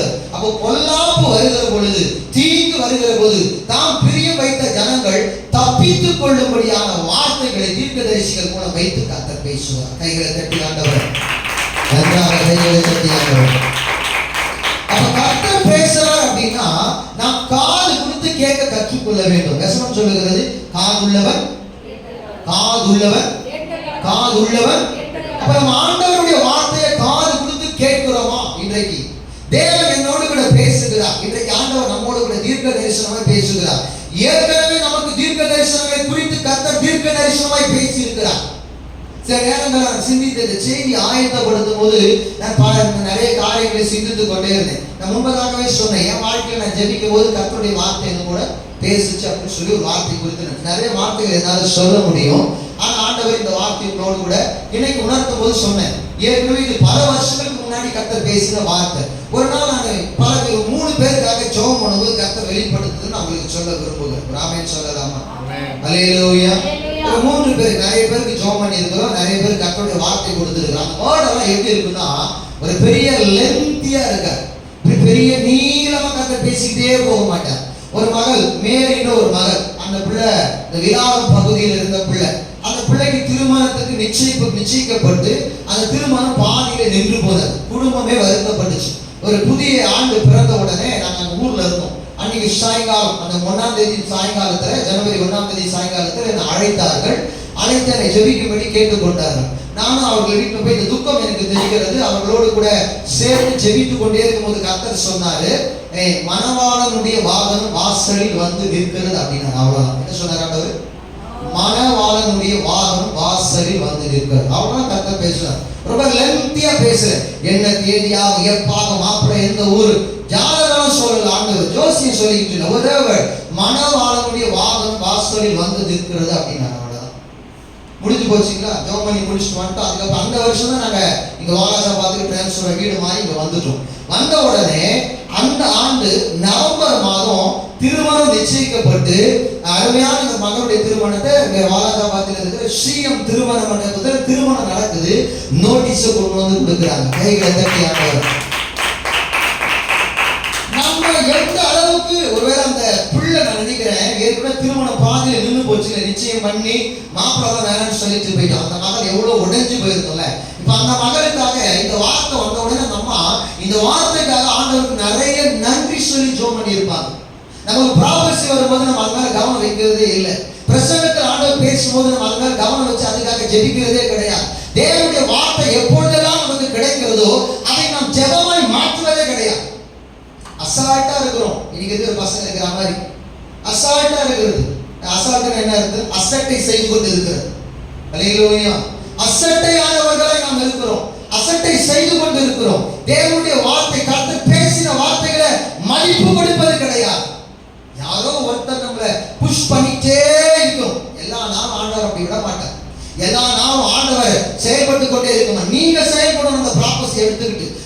அந்த மகள் அதற்காக ஊக்கமா ஏக்கத்தோடு இந்த வார்த்தை அண்ணன் சொல்லிட்டு போனாரு, என் அண்ணன் தான் சொல்லி கூப்பிடும், அண்ணன் சொல்லிட்டு போனாரு, இந்த வார்த்தையை நிறைவேற்றி ஆண்டவரே இந்த வார்த்தை நிறைவேறட்டும் என்று சொல்லி அந்த மகள் ஊக்கமாய் ஜெபித்திருப்பார்கள். ஜெபித்ததின் விளைவு அந்த ஆண்டே திருமணத்தை நடத்தி முடிக்க கர்த்தர் கிருபை செய்தார். கையில கட்டி ஆண்டவர். இரண்டாவது ஒரு மகளுக்கு ஜெபம் பண்ணு. ஒரு வீட்டுல கூப்பிட்டு, நமக்கு பழக்கமான குடும்பத்தார் தான் கூப்பிட்டாங்க, ஜெபம் பண்ண போனேன். ஒவ்வொருத்தருக்காக ஜெபம் பண்ணி முடிச்சுட்டு திரும்ப அந்த பிள்ளைக்கு நான் கை வச்சு முதல்ல ஜெபம் பண்ணனா ரெண்டாவது முறை ஜெபம் பண்ணனா சிலது அப்படி நடக்கும். அப்ப ஜெபம் பண்ணும்போது கர்த்தர் சொன்னாரு, அப்ப திருமணத்தின் பேச்செல்லாம் அந்த பிள்ளைக்கு எடுக்கவே இல்லை. அந்த குடும்பத்தில் கல்லூரியில் படித்துக் கொண்டிருந்த பெண். அப்ப ஜெபம் பண்ணிட்டே இருந்தேன். கர்த்தர் சொன்னாரு, இந்த பிள்ளைக்கு திடீர்னு கல்யாணம் நடக்குன்னு சொன்னார். பலமுறை நான் சொல்லியிருக்கிற இந்த சம்பவங்கள், திடீர்னு திருமணம் நடக்கும்னு சொல்லு அப்படின்னா எனக்கு பகிர்ந்து ஆகி போச்சு, சொல்றதுக்கு பயமா இருக்கு. ஏன்னா திடீர் கல்யாணங்கள் எப்படி நடக்கும்? ஆமா, தாயின் தகப்பனுக்கு தெரியாம போய் கல்யாணம் பண்ணிக்கிறவங்க தான் திடீர் கல்யாணம் இல்லையா? நான் கொஞ்சம் டீசெண்டா சொன்னேன். இப்போ அதை ஓடி போய் கல்யாணம் பண்ணிப்பாங்க. எனக்கு இந்த வார்த்தையை சொல்ல அச்சமா இருக்கிறது. நான் தடுக்கிற ஆவியாளர் தொடர்ந்து அந்த வார்த்தையை வாயில கொடுத்து கொண்டே இருக்கிறார். சொல்லுன்னு அப்படியே வாயில வருது. கண்ட்ரோல் பண்ணி அந்நிய பாஷை பேசுறேன். நடக்கிற காரியமா இல்ல. வேற வழியில் ஆவியாளர் ஜெயிப்பாரு, நாம ஜெயிப்பான்னு பார்த்தா ஆவியாளர் தான் ஜெயிப்பாரு. அவரே ஜெயிச்சாரு. முடிவுல ஜெபம் பண்ணும்போது சொன்னேன், இவளுக்கு திடீர்னு கல்யாணம் நடக்கும் அப்படின்னு. அவங்க அம்மா அப்படியே மூஞ்சி வெறிக்க பார்த்தாங்க. ஜெபம் முடிச்சு கட்டதாதான் அப்படியா வெறிக்க பார்த்தாங்க. அவங்க எல்லாம் முடிவு பண்ணாங்க, நம்ம மானத்தை வாங்கிடுவோம். இவன் என்ன பண்ணிடுவான்? ஏற்கனவே 2 பிள்ளைங்க நல்லபடியா கல்யாணம் முடிஞ்சது, இவன் 3வது, இவன் மானத்தை வாங்கிடுவான்னு சொல்லிட்டு அவசர கதியில கல்லூரி படிப்பாங்க வேணாம் போடி அப்படி சொல்லிட்டு அவசரமா மாப்பிள்ளலாம் பார்த்தாங்க. ஒரு நாள் இங்க வாழப்பத்தில் இருக்கும்போது அவங்க இந்த மகளுடைய அண்ணன் வந்து சொன்னா, பாஸ்டர் மலருக்கு இந்த தேதியில நிச்சயதார்த்தம், நீங்க வரணும் அப்படின்னு. நான் போய் இந்த ப்ராப்போஸ் செய்த ஞாபகம், நீங்க திடீர்னு நடக்குன்னு சொன்னீங்க, ஆனா எப்படி நடக்கிறாரு பாருங்க, நீங்க திடீர்னு நடக்குன்னு சொன்னீங்க. அப்ப நான் போய் சொல்லிட்டேன், நான் எவ்வளவு கண்ட்ரோல் பண்ண, என்ன நான் எவ்வளவு கண்ட்ரோலடா இருந்தாங்க. அவரு இந்த வார்த்தை சொல்லாம தடுத்தேன். நீங்க பாட்டு என்ன ஏறி கொடுத்து சொல்ல வச்சுட்டு இப்ப நான் மாட்டிக்கணும் பாருங்க, அசிங்கமா இருக்குன்னு சொல்லிட்டு ஃபீல் பண்ணிட்டு, சரி தம்பி நிச்சயதார்த்தத்துக்கு நான் வரேன்னு சொல்லிட்டு நான் போயிருந்தா என்ன நடந்திருக்கும்? எல்லாரும் என்ன ஒரு மாதிரி பார்த்துருப்பாங்க. இந்த வீட்டை ஜெபிக்கும் போது இருந்த எல்லாரும் என்ன பண்ணிருப்பாங்க? பாஸ்டர் சொன்னார் திடீர்னு நடக்குன்னு, நிச்சயதார்த்தம் நடக்குது பாருங்க. அப்படி ஒரு ஏராளமான பார்வை மேல விழுந்திருக்கு என்பதை புரிந்து கொண்டு நான் போறேன். அதே போல அந்த ஆண்டு இறுதியில ஜனவரி மாதத்துல, அதாவது ஜனவரியில திருமணத்தை பிக்ஸ் பண்ணிட்டாங்க. ஜனவரி மாதம் ஏதோ சம் டேட்ல மேரேஜ், தை மாசத்துல கல்யாணம், கிறிஸ்தவ கல்யாணம் மாலை நேரத்தில் திருமணம் நடக்குது, எல்லாம் ஏற்பாடு செய்து முடித்து விட்டார். ஆனா நிச்சயதார்த்தம் முடியும். இதுக்கு இடையில ஒரு 3 மாசம் கேப் இருக்கு. இந்த கேப்ல என்ன நடந்துச்சுன்னா, இந்த பையனோட பாட்டி ரொம்ப சீரியஸ் ஆயிட்டாங்க, செத்து போற கண்டிஷன் ஆகி போச்சு. உடனே அவங்க பையனோட அப்பா என்ன பண்ணாரு, என் அம்மா உயிரோடு இருக்கும் போது என் பையன் கல்யாணத்தை பார்க்கணும், அவசர கதியா கல்யாணத்தை மட்டும் சர்ச்சிலே வச்சிடலாம், நாங்க ஒரு 20 பேர் ஒரு 50 பேர் கூட்டுவோம், கல்யாணத்தை முடிச்சிடலான்னு ஒரு 2 நாள் திடீர்னு தீர்மானம் பண்ணி கல்யாணத்தை பிக்ஸ் பண்ணிட்டு அவன் ஓடி வர அன்னைக்கு மறுபடியும் தகவல் சொல்ல, பாஸ்டர் மலருக்கு நாளைக்கு சாயங்காலம் கல்யாணம், அம்மா உங்களுக்கு கட்டாயம் வர சொன்னாங்க, வாங்க பாஸ்டர் கையில தட்டியாங்க. தேவன் பெருசா பேசிக்கொண்டே இருக்க மாட்டார். அந்த கல்யாணத்துக்கு போல, அந்த கல்யாணத்துக்கு என்ன பண்ணல போல, சொன்ன தேதி ரிசப்ஷன், அல்லேலூயா, சொன்ன தேதி தீர்மானித்தபடி அவங்க என்ன பண்றாங்க, கல்யாண நாள்ல இப்ப என்ன வைக்கிறாங்க, ரிசப்ஷன் வைக்கிறாங்க. பாட்டி உயிரோட தான் இருக்கு. பாட்டி எப்படி இருக்கு இப்போ? தேவன் பாருங்களேன், அந்த வார்த்தைகளை அவர் சொன்னதை நிறைவேற்றும்படி எங்கேயோ ஒரு அழுத்தத்தை உருவாக்கி கர்த்தர் செய்கிறார். சில நேரம் நம்ம கர்த்தருக்காக அந்த வார்த்தையை ஏற்கும் போது எங்கேயோ ஒரு அழுத்தத்தை உருவாக்கி அதை நிறைவேற்றி விடுவார். இப்போ ரிசப்ஷனுக்கு கட்டாயம் வர சொல்லிட்டாங்க, நானும் போறேன். அல்லேலூயா. இப்போ எப்படி இருக்கு சொல்லுங்க பாருங்க. யாராவது என்னை பார்த்து, அந்த குடும்பத்தில் இருக்கிறவங்க என்னை பார்த்து ஏராளமா பார்த்துட்டு வாய்ப்பு இருக்குதா? பாஸ்டர் சொன்னது நடந்தது, பாஸ்டர் சொன்ன மாதிரி செஞ்சுட்டாங்க, கர்த்தர் பாஸ்டர் என்ன வெளிப்படுத்தினாரோ அதன்படி அவருக்கு கல்யாணம் நடந்துச்சு அப்படின்னா. அடுத்தது அந்த அம்மா இந்த கூட்டு ஒரு அந்த கல்யாணம் முடிஞ்ச கையோட சில மாதங்கள் கழித்து கூட்டு ஜோம் அடிச்சு, என் மகனை கல்யாணம் பண்ணாருக்கிற பாஸ்டர் ஜோம் பண்ணி சொல்லுங்கச்சு. ஆண்டவர் சொன்னாங்க, அவங்க எனக்கு நானோட பேச ஆண்டவர் சொன்னாரு, இப்போ கல்யாணம் பண்ண அந்த குடும்பம் சிதறடிக்கப்படும் சொல்லு, இப்போதைய கல்யாணம் வேண்டாம் அப்படின்னு சொல்றோம். அப்படிதான் நடந்துச்சு. அல்லேலூயா, அல்லேலூயா. எவ்வளவு காலம் தெரியல, அந்த வார்த்தைக்கு அவங்க கீழ்ப்படியாம போனதுனால இப்ப அந்த குடும்பத்துல அந்த பையன் வீட்டுல இல்ல, கல்யாணம் முடிஞ்சிருச்சு. 5 வருஷமா 10 வருஷம் வெயிட் பண்ணிருக்கணும் ஆண்டோட நாட்கள் வருகிற வரைக்கும். காலதாமத்துக்கு அவங்க நான் நினைக்கிறேன் ஒரு 3 வருஷம் வெயிட் பண்ணிருப்பாங்க. நான் நினைக்கிறேன் அதிகமா இருக்க வாய்ப்பு இல்லை, இன்னும் கூட ஒரு 3 வருஷம் வெயிட் பண்ணிருப்பாங்க. இப்ப குடும்பம் அந்த வீட்டுல யாருமே இல்லை, மாசமா சாட்சி அப்படிதானமா, அந்த வீட்டுல யாருமே இல்லை. அவங்க இறந்து போனார் அந்த குடும்ப தலைவர். தீர்க்க தரிசனங்களை அற்பமா எண்ணாது. அல்லேலூயா. தீர்க்க தரிசனம் என்ன பண்ணக்கூடாது? வசனம் சொல்லுது, தீர்க்க தரிசனங்கள் அற்பமா எண்ணாது. இப்ப நான் விஷயத்துக்கு வரேன். கர்த்தர் நம்மோட தீர்க்க தரிசனமா பேசுவார். காரியங்களுக்காக நாம் எந்த அளவுக்கு அதை முன்னெடுத்து ஜெபிக்கிறோம். மனம் போன போக்கில் போறோம், இஷ்டப்படி நம்ம செய்யறோம். எல்லா காரியத்தையும் செய்யும் பொழுது கர்த்தர் பேசிக்கொண்டே இருப்பார். ஏதாவது விதத்துல அவசியமான விஷயங்களை திரும்ப திரும்ப பேசிக்கொண்டே இருப்பார். நாம் அதை அல்ல தட்டுகிற பொழுது, அந்த வார்த்தைகளை நிராகரிக்கிற பொழுது, இக்னோர் புறந்தள்ளுகிற பொழுது, அதை மனதில் வைக்காத போது தேவனை துக்கப்படுத்தி கொண்டு, எத்தனை வருஷம் நம்ம இக்னோர் பண்ணிருக்கிறோமோ அத்தனை ஆண்டுகள் தெய்வத்தை நம்ம துக்கப்படுத்தி இருக்கிறோம். அல்லேலூயா. மேரிக்கு ஒரே ஆண்டு தீர்க்க தரிசனம் படித்தது. மகனுக்கு அந்த தீர்க்க தரிசனத்தை கர்த்தர் ஜெபித்த 1-2 ஆண்டுக்குள்ள நிறைவேற்றினார். இன்னொரு தீர்க்க தரிசனத்தை கூட நான் சொன்னேன். நம்முடைய சபையை சார்ந்த அருமை சகோதரி வீட்டில் தான் கர்த்தர் பேசினார். நான் பேசல, அதெல்லாம் நான் சொன்னேன்னு சொல்றதுக்கு ஒண்ணு இல்லை. தலைமையான தம்பிக்கு ஜெபம் பண்ணும்போது கர்த்தர் சொன்னாரு, என்ன சொன்னாரு? வலை விரிக்கப்பட்டிருக்கு. இது ஆண்டவர் கோட் வேர்டு தான் சொல்லுவார். ஆண்டவர் ப்ராப்பர்ட்டிக்கலா ஆண்டவர் பேசுறாரு. நீ வலை விரிக்கப்பட்டிருக்கிறது, அவனை பிடிப்பதற்காக வலை விரிக்கப்பட்டிருக்கு. எனக்கும் அது பெருசா தோணல, அவங்களும் அது பெருசா எடுத்துக்கல. சரி, ஜெபம் நார்மலா ஜெபிக்கிற ஜெபங்களை ஜெபித்தோம். ஆனா அந்த வார்த்தை நிறைவேறி எவ்வளவு தூரம் பாதிக்கப்பட்டால் குடும்பத்துக்குள்ள துக்கம் வந்தது என்று உங்களுக்கு தெரியும். அல்லேலூயா. உண்மைதான சிஸ்டர்? அல்லேலூயா. அப்ப தேவனுடைய வார்த்தை நம்மை தப்புவிக்கும்படி நான் கர்த்தர் பேசுறார். ஏன் அந்த வார்த்தை பேசுறார்? ஒருவேளை இன்னும் ஊக்கமா பாரமா ஜெபித்திருந்தா அந்த காரியங்கள் நடந்திருக்காது. அவ்வளவு தூரம் உள்ள போயிருக்க வேண்டிய அவசியம் இல்லை. இன்று வரைக்கும் நம்ம அலைச்சல்கள் நமக்கு இல்லாம இருந்திருக்கும். தவற விட்டது நாம தான். அதை நம்ம ஒப்புக்கொள்ள வேண்டும். அல்லேலூயா. அல்லேலூயா. சாதாரணமாக ஜெபம் பண்ணிருக்கோம், இல்லைன்னு சொல்லு. ஆனால் இன்னும் அதை கொஞ்சம் கவனிக்க தவறி விட்டோமோ, அதை குடும்பத்தார் அதை இன்னும் எடுத்து ஜெபிக்க தவறி விட்டார்களோ எனக்கு தெரியாது. கர்த்தர் அறிவார் எந்த அளவுக்கு அந்த நாட்கள் அந்த வார்த்தையை அவங்க எடுத்து ஜெபம் பண்ணாங்க. ஆனா ஒரு ஜெபம், அதுக்கப்புறம் ஜெபம் நிறைய நடந்துச்சு. அது விளைவு இப்ப கொஞ்சம் சமாதானத்தோடு நிற்கும்படி கிருபை செய்து கொண்டிருக்கிறார். ஒருவேளை முன்பதாகவே அந்த வார்த்தையை நாங்கள் முன்னெடுத்து நாம் அதிகமாக ஜெபித்திருந்தால் இன்னும் பெரிய சமாதானம் நம்ம வீட்டில் வந்துடும். அல்லேலூயா. அல்லேலூயா. பாருங்க, தேவன் பேசும்போதெல்லாம் ஜஸ்ட் 1 word 2 word ஆகும். 1-2 வார்த்தைகளோட நம்மளோட கூட பேசுவோம். சில நேரம் நமக்கு லென்த்தியா பேசுவோம். சில நேரம் எப்படி என்ன அவசியம் இருக்குதோ அவ்வளவு தூரம் தான் பேசுவோம். நாங்க காதுல வாங்குறதே இல்லை. ஏன்னா பேசுனது யாரு? 2 பேதுரு 1 அதிகாரத்துல 20-21 வசனங்களை பேசுகிறது ஆவியானவர். வெளிப்படுத்தல் 2 அதிகாரத்துல 7 சபை 2-3 அதிகாரத்துல 7 சபைகள் குறித்து பேசும்போது சொல்றாரு, ஆவியானவர் சொல்லுகிறதை காதுள்ளவன் கேட்க கடவுள். அப்ப என் வாழ்க்கையில என்ன காரியம் எனக்கு இருந்துச்சு? எத்தனை வருஷம் ஆண்டவர் துக்கப்படுத்திட்டு வந்தேன்?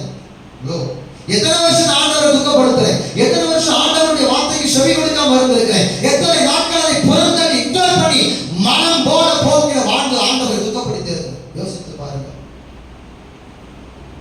நான் பேசுறதெல்லாம் ரைட், நான் செய்யறதெல்லாம் ரைட், நான் செஞ்சதெல்லாம் ரைட். நாம செஞ்சதை பெற்றோர்கிட்ட போய் சொல்ல முடியுமா? நான் இப்படி பண்ணேன், இது எப்போ உங்களுக்கு பிரியமா கேட்ட பெற்றோர் என்ன சொல்லுவாங்க? மகளே, ரொம்ப நல்ல விஷயம், இன்னொரு 4 போட்டோ எடுத்து சொல்லுவாங்க. இருதயம் வேதனை போடல. தகப்பனுக்கு எதை சொல்ல முடியாத தப்பு நினைக்கிறியோ அது இந்த உலகத்தில் முழுவதும் தப்பு தான்.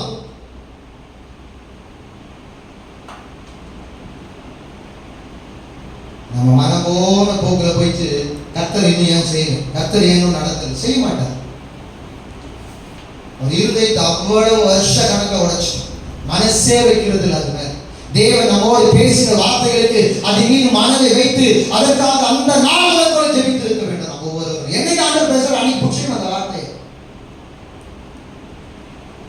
ராஜனே இருக்கிறார்ல, அல்லேலூயா, அவர் சொல்லுவார், நாங்க ஜெபம் பண்ணும் போதோ கூட இருக்கிற டீம்ல யார் ஜெபம் பண்ணாலோ அவர் வேதத்தின் அவரும் சரி, அவர் வேதத்தை நாங்கதான் தெரியாது, அவர் வயசுல மூத்தவர், நல்ல அனுபவசாலி, கர்த்தருடைய ஊழியத்தை பல ஆண்டுகள் ஊழியங்களை செய்கிற கர்த்தரோடு நடக்கிற நல்ல தேவ மனுஷன்.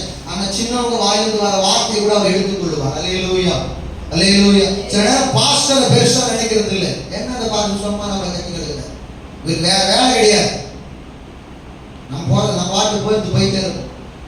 அவர் சொல்லுவார், இப்படி சொன்னீங்களே ஆண்டவர், இப்படி சொன்னீங்களே ஆண்டவர், இப்படி சொல்லி இருக்கிற வேதம் ஆண்டவர், இந்த வார்த்தை இப்படி இருக்கிறது ஆண்டவரே, இந்த தேவ மனுஷன் ஜெபிக்கும் போது இந்த வார்த்தை என்னோட கூட பேசினார் ஆண்டவரே, நீ அவர் மூலம் என்னோட பேசினீர்னு சொல்லி ஜெபிப்பார்.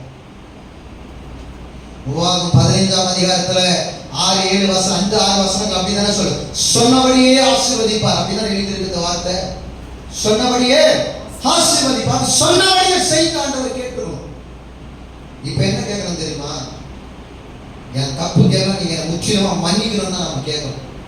நான் கவனம் வைக்காம போயிட்டேன், அது மேல கவனம் வைக்காம போயிட்டேன், அது மேல ஜெபிக்காம போயிட்டேன், அதுக்காக ஏங்காம போயிட்டேன், அதுக்காக நான் பாடுபடாம போயிட்டேன், அதுக்காக ஓடாம போயிட்டேன். எனக்கு தேவையானது, எனக்கு என்ன அந்த உலகத்துல தேவை நினைச்சோம் அதெல்லாம் பெருசா வச்சுட்டு உங்க வார்த்தையை தூக்கி குப்பையில போட்டேன். ஆனா நம்மள கர்த்தர் குப்பையிலிருந்து எடுத்தாருன்றது நம்ம மறந்துடும். ஆனா கர்த்தருடைய வார்த்தையை தூக்கி போட்டு நம்ம குப்பையில தூக்கி போட்டோம். அல்லேலூயா. வேதம் சொல்லுகிறது 1 சாமுவேலின் புத்தகத்துல வசனத்தை எடுத்து வாசிங்க.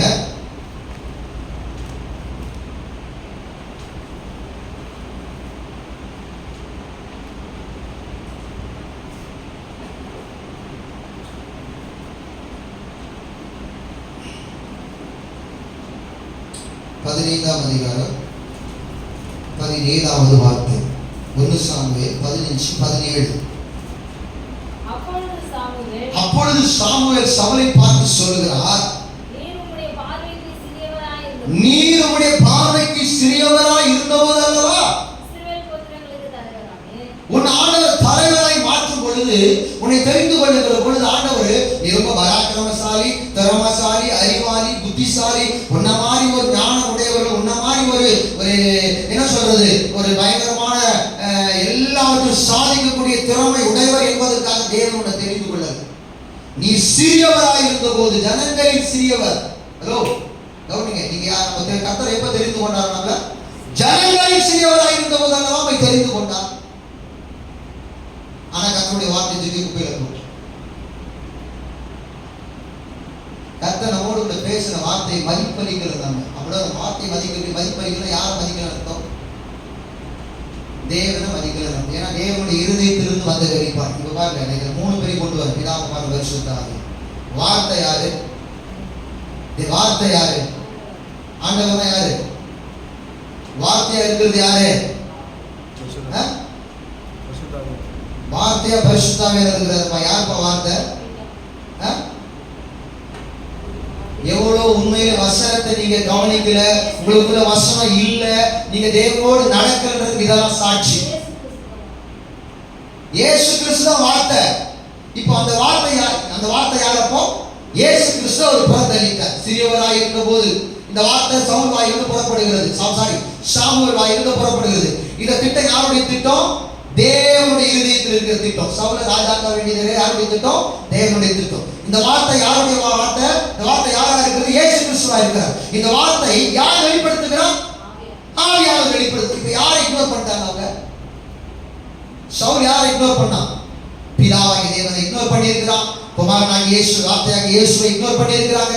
வெளிப்படுத்துகிற பரிசுத்த ஆவியானவர் புறந்தள்ளி இருக்கிறாங்க.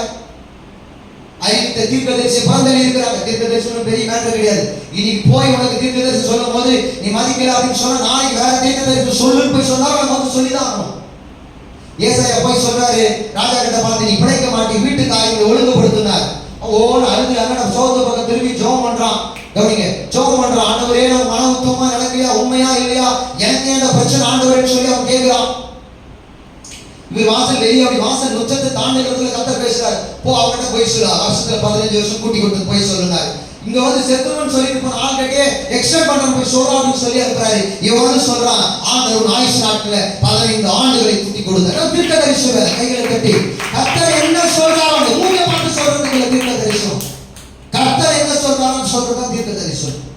நீ சிறியவராய் இருந்தபோது, நீங்கள் சிறியவராய் இருந்தபோது கர்த்தர் உங்களோடு பேசினார்.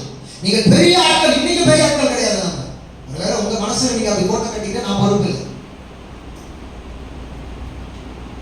யோசிச்சு பாருங்களேன், நம்ம எவ்வளவு சின்னவங்களா இருக்கும்போது கர்த்தர் தீர்க்கதரிசனம் பேசணும். நம்ம அதெல்லாம் நினைச்சு பார்த்துருக்கோம். என் மனசுல நான் என்னதான் நினைக்கிறேன், தட்ஸ் ரைட், தட்ஸ் ரைட். இப்ப நம்ம வசனமே இல்லை, அதான் பாவம். கர்த்தருடைய வார்த்தை நமக்குள்ள தங்கவே இல்லை. வருஷ கணக்கில் வரும், வசனத்தை கேட்கிறோம், வார்த்தை யாரும் கேட்ட சொல்ல தெரியல நமக்கு. யோவான் 1ஆம் அதிகாரத்துல முதல் வார்த்தை அப்படிதான் சொல்லுது, ஆதியிலே வார்த்தை இருந்தது, அந்த வார்த்தை தேவனிடத்தில் இருந்து, அந்த வார்த்தை தேவனா இருந்தது, அந்த வார்த்தை மாம்சமாகி கிருபையினாலும் சத்தியத்தில் நிறைந்தவராய் நமக்குள்ளே வாசம் பண்ணினார். அவர்தான் இயேசு கிறிஸ்து. அல்லேலூயா, அல்லேலூயா. வெளிப்படுத்தல சொல்லப்பட்டிருக்குது, ஜீவ வார்த்தை, தேவனுடைய வார்த்தை. அல்லேலூயா. போன வாரம் தான் வீட்டில் அந்த காரியத்தை என் வார்த்தை குறித்து பிரசங்கத்தை புதன்கிழமை அன்னைக்கு சகோதரி ஐக்கியத்தில் கேட்டோம். ஞாபகம் இருக்குதுங்களா? சொல்லலாம் அப்போ கூட. அப்போ நம்ம இருதயம் கர்த்தருடைய வசனத்தால நிறைஞ்சிடல, வேற ஏதோ காரியத்தால நிறைஞ்சிருக்குதுன்னு அர்த்தம். பேதுரு பார்த்து கேட்டார். எல்லாரும் பேதுரு மற்ற சீஷரை பார்த்து ஆண்டவர் சொல்றாரு, நீங்கள் எல்லோரும் போய்விட மனதாக இருக்குது. யோவான் 6ஆம் அதிகாரத்தில் இருக்கு. அவர் சொல்றாரு, ஆண்டவரே யார் இடத்துல போகும்? ஜீவனுள்ள வார்த்தை இடத்தில் உண்டு. உனக்கு ஒரு ப்ராபர்ஸ்னா அந்த ஜீவனுள்ள வார்த்தை, அதுக்குள்ள ஏதோ ஒரு விஷயம் காரியம் அடங்கி இருக்கிறது. அது காலங்கள் வரும் பொழுது வெளிப்படும். கோரேஸ் என்கிற ஒரு மனுஷன் பிறக்கிறதுக்கு முன்னாடி ஆண்டவருக்கு ஏசாயா தீர்க்கதரிசனம் சொல்றார். அவன் கோரேசுடைய காலங்கள் 530 தான் அவர் வாழ்றார். ஆனா இவர் தீர்க்கதரிசனம் எப்ப தெரியுமா வருகிறாரு? 270 ஆண்டு காலத்துக்கு முன்பதாக 250 ஆண்டுகளுக்கு முன்னாடியே ஏசாயா தீர்க்கதரிசனம் வாசிச்சு போயிட்டார். கோரேஷ் ஒருத்தன் வருவான், அவன் வந்து இந்த ஆலயத்தை கட்டுவான். அல்லேலூயா. கோரேஷின் காலம் தானியேல் காலத்துல வராது. தானியேலுக்கு அப்புறம் எரேமியா, எரேமியாக்கு அப்புறம் எசேக்கியேல் தானியேல் ஒரே காலத்துல தான் இருக்கிறாங்க. எத்தனையோ ஆண்டுகள் கடந்து போச்சு. கர்த்தர் பேசின வார்த்தை நிறைவேறுச்சா இல்லையா? கோரேஷ் ஒருத்தன் பிறக்கிறதுக்கு முன்னாடி பேசுறாங்க. யோவான் ஸ்நானன் பிறக்கிறதுக்கு முன்னாடி அவன் எலியாவின் ஆவியும் பலமும் உடையவனா இருப்பான்னு சொல்லி ஏசாயா மூலம் தீர்க்கதரிசனம் கர்த்தர் உரைத்தார். அல்லேலூயா. மனாசேயுடைய மகன் சிம்சன் பிறக்கிறதுக்கு முன்னாடி அவனை குறித்த தீர்க்கதரிசனத்தை அவன் தாய் தகப்பனிடத்தில் கர்த்தர் பேசினார். எத்தனை வார்த்தைகள் நமக்கு நல்ல சாட்சிகளாக இருக்கிறது. ஆண்டவர் நம்மோடு கூட பேசின வார்த்தைகளை நாம் எவ்வாறு எடுத்துக்கொள்ளுகிறோம்? யோசிச்சு பாருங்க. பாவத்துக்கெல்லாம் அப்படியே கிடுக்கு பிடி விட்டா மாதிரி நம்ம அதை பிடிச்சுக்கிறோம். பாவம்னா பாவம் தான். எதை பெற்றோர்கிட்ட சொல்ல முடியலையோ, இப்ப சொன்னாலும் பெற்றோர் துக்கப்படுவார்களோ, அல்லது கணவர்கிட்ட என்ன சொல்ல முடியலையோ அந்த காரியத்தை செய்தோம் என்று சொன்னா அது பாவம் தான். நீங்க பாவத்துக்கு வக்காலத்து வாங்கி பாவத்தை விலகிக் கொள்ளாதீங்க. என்ன பண்ணாதீங்க? இந்த ஜனங்கள் இருக்கிறாங்க, சாமியல் கிட்ட வந்து கேட்கறாங்க, எங்களுக்கு ஒரு ராஜாவை கொடுக்காது. 1 சாமுவேல பாருங்க, அந்த அதிகாரத்துல 1 சாமுவேல்ல ஒரு அதிகாரம் இருக்கு பாருங்க. இப்போ 10ஆம் அதிகாரத்துக்கு நேரம் வாங்க. 1 சாமுவேல் 10ஆம் அதிகாரத்துல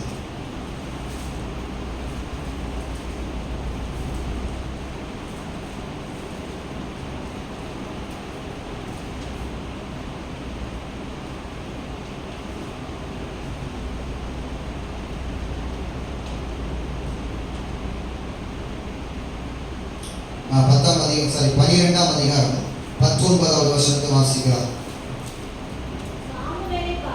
சாமுவேலை பார்த்து, நாங்கள் சாகாதபடி உடைய தேவனாகிய கர்த்தரிடத்தில் உம்முடைய அடியாருக்காக விண்ணப்பம் செய்யும். இப்போ அந்த லைன்ல நல்லா அண்டர்லைன் பண்ணுங்க. நாங்கள் செய்த எல்லா பாவங்களோடும் எங்களுக்கு ராஜா வேண்டும் என்று கேட்டு இந்த பாவத்தையும் கூட்டிக் கொண்டோம்.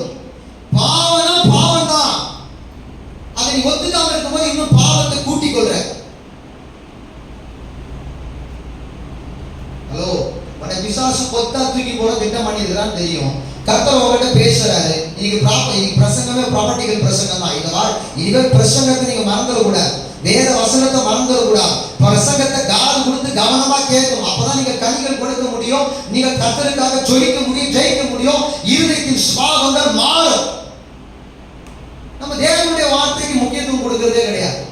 வந்தா பாட்டு போனோம், ஆராதிச்சா, நமக்கு ஒரு பாட்டு பாட மைக்கு கிடைச்சா பாட்டு போனோம், ஜெபம் பண்ணோம், போகணும். அப்படி இல்லைங்க.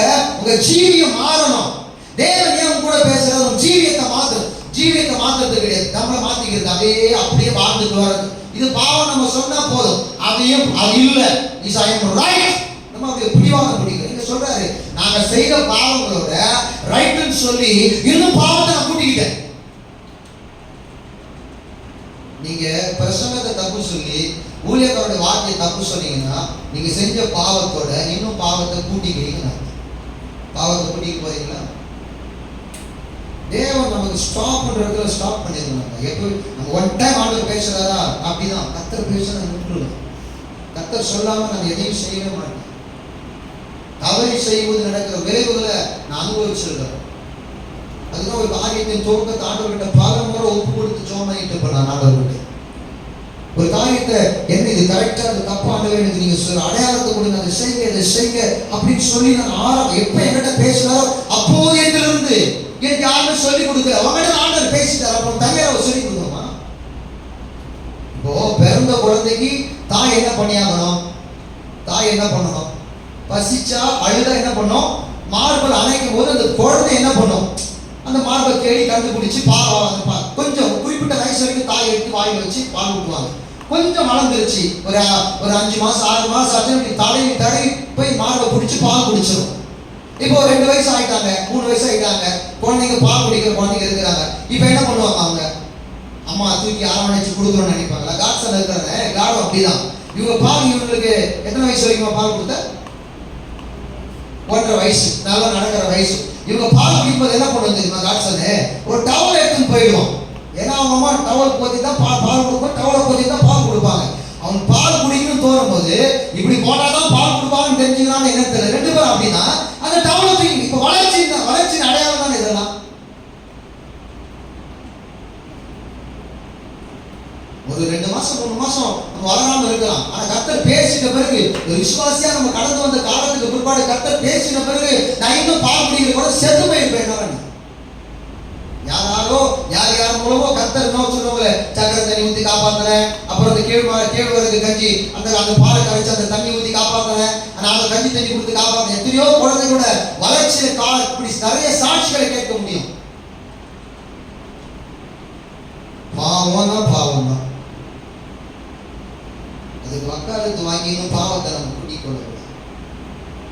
எனக்கு ஆண்டவர் சொல்லவே இல்லை பாஸ்டர், ஆண்டவர் என் கூட பேசவே இல்லை, எனக்கு யாருமே உனக்கு யார் சொல்லணும்ன்ற உங்களோட கர்த்தர் பேசுறாருன்னா நீ அல்லவா கர்த்தருக்கு செவி கொடுக்கணும், நீங்க அல்லவா கர்த்தருக்கு கீழ்ப்படியணும், நீங்க அல்லவா கர்த்தருக்கு உங்களை ஒப்பு கொடுத்திருக்கணும். ஒப்பு கொடுக்காதது உங்க தப்பு, கீழ்ப்படியாதது உங்க தப்பு, தேவனுக்காக மற்றவரை விட்டு விடாதது உங்க தப்பு, உலகத்தை பிடித்துக் கொண்டது உங்க தப்பு, சிநேகிதர்களை பிடித்துக் கொண்டது தப்பு, சிநேகிதர்களோடு சேர்ந்து பயணித்த தப்பு, மற்ற உறவுகளை பரிசாய் மனிதது தப்பு. தேவனோட மற்றதெல்லாம் பெருசா நம்ம நினைச்சதே தப்பு தான். அப்ப அதை சேர்ந்து பயணித்தது செய்தது எல்லாமே தப்பு தான். இந்த ஜனங்க சொல்றாங்க, நாங்க ராஜாவே நாங்க செய்த பாவங்களோடு எல்லா பாவங்களோடும் எங்களுக்கு ஒரு ராஜா வேண்டும் என்கிற கேட்ட இந்த பாவத்தை நாங்கள் கூட்டிக் கொண்டோம். ப்ராப்பர்ட்டிகளா கர்த்தர் பேசுறாரு, எச்சரிக்கையா இருக்கணும். கர்த்தருடைய வார்த்தை எச்சரிக்கையா இருக்கும்படிதான் கர்த்தர் கொடுக்குது. தேவன் நம்மோடு பேசும் பொழுது நான் சரண்டர் ஆகாம இருக்கிறது தேவனுக்கு எவ்வளவு. இந்த நேரம் ஆண்டு எப்பவே கோவப்படுறது, நீ செத்து போயிருக்கணும். உண்மைதானே? செத்து இன்னாரும் சொல்லுவாங்கல்ல, புல்லு முளைச்சிருக்கணும், எறும்பு கூட தின்னுட்டு இருக்கும், எறும்பு மிஞ்சி போயிருக்கும் புதைச்சிருந்தா. தேவனுடைய நம்ம எவ்வளவு ஆண்டவரை ஹர்ட் பண்ணியிருக்கோம். நான் எப்படி தெரியுமா? இல்லைங்க, நீ உனக்கு சாகவே இல்லை, நான் எப்படி பேசுறேன், நீ சாப்பிடுவோம். இப்போ எங்கள் ஆண்டவர் எவ்வளோ பேசியிருக்கிறார். இந்த வார்த்தை ஆண்டவர் நான் இங்கே ஆண்டவர் சொல்லி உன்னை சுத்தமான காத்துக்கொள், உன்னுடைய நடக்கை எல்லாவற்றையும் சுத்தமான காத்துக்கொள். சில நேரங்களில் சில இடங்களில் வார்த்தைகளை நான் எனக்கு உண்மைக்கு சொல்கிறேன். நிறைய விஷயங்கள் எனக்கு தெரியாது ஒரு காலகட்டத்தில் உண்மைக்கு. இப்போ சில விஷயங்கள் தெரியல. நாம் எதிர்ச்சையாகவோ எங்கள் இருதயத்தில் ஒன்றும் இல்லாமல் தான் பேசுவோம். ஆனா அவைகள் பிணைக்கப்படுகிறது. அது பெரிய வருத்தமா இருக்கு. நாம் ஒன்றை சேர்த்து இருதயத்தில் அதை வச்சுக்கணும். ஏன்னா நமக்கு தெரியும் நம்ம இருதயம் கர்த்தருக்கு அறிவா, கர்த்தருக்கு முன்னாடி உண்மையா இருக்கணும். நம்ம இருதயம் சரியில்லைன்னா நம்ம கர்த்தர் உதவிப்பா நமக்கு நல்லாவே தெரியும். எதையுமே உள்ள ஒன்று வச்சுக்காம அந்த சூழ்நிலைக்கு ஏற்றாப்புல ஒரு வார்த்தையை பயன்படுத்துகிற பொழுது அது பிணைத்து தவறாக பிணைக்கப்படுகிறது. அது தவறாக்கப்பட்டு அந்த தவறை இன்னும் பெரிதாக்கப்படுகிறது. பிரசங்கத்தை அர்த்தமா நினைக்கிறேன்.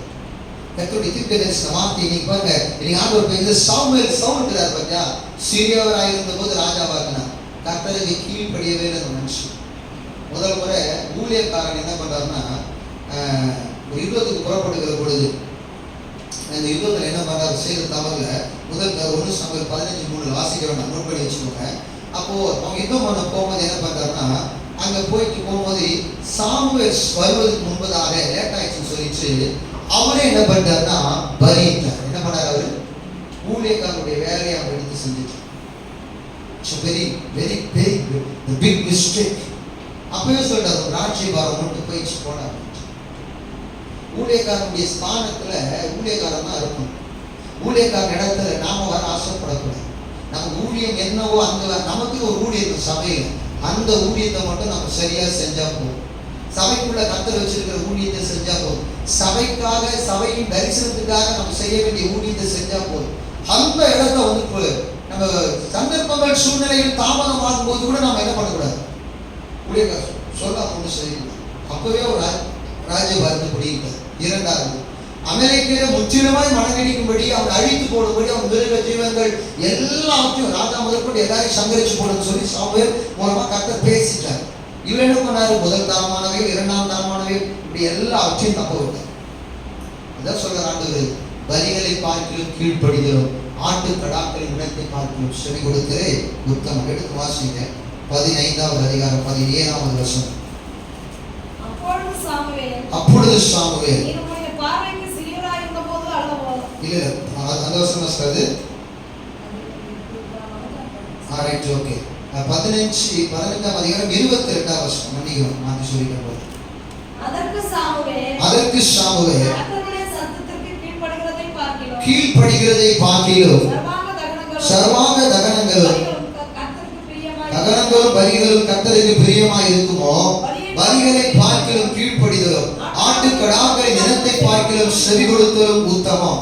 23வது வசனம்.